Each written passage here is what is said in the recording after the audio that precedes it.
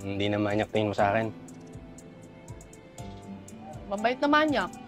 Hindi, joke lang. Hindi na manyak.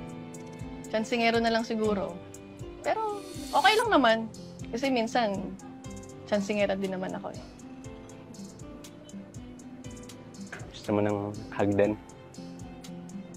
Hag. Ako pala lapit. Hindi, ako. Lapit ako.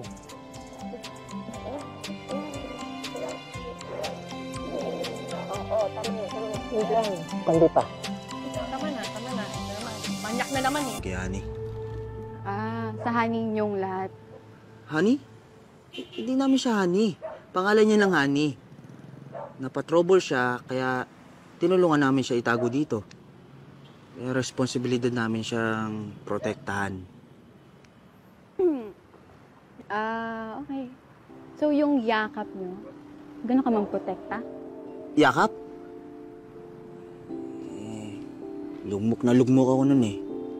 Si nanay kasi sinisisi ako sa pagkamatay ng kuya ko.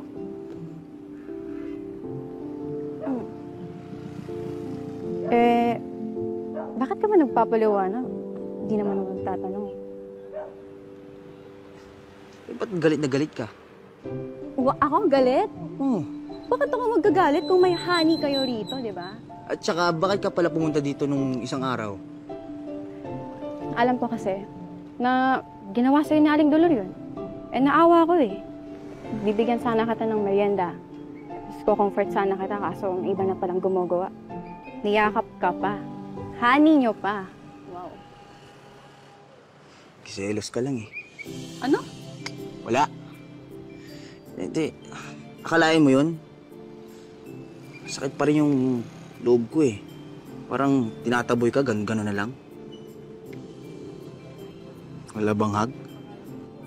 Alam mo, dumidiskarte ka lang eh. Tsaka na nga, visit to. Teka lang. Hug lang naman eh.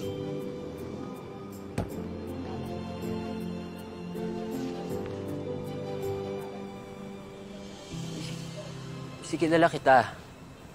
Medyo maambisyon ka. Medyo maarte. Mahilig sa bad boy. Pinipitasan mo ba ako? Pero, hindi ka masamang tao. At alam ko, hindi ka susuporta sa mga kriminal. Anong sinasabi mo? Na kriminal sina Jules? Ang alam namin, nagtatrabaho sila sa mga Victor. May ginagawa silang mga illegal. At hindi ko to sinasabi sa'yo para lang siraan sila. Sinasabi ko to sa'yo para mag-ingat ka. Ingat ka sa pagdikit kay Aling Dolor. Delikado, baka mapahama ka kasi.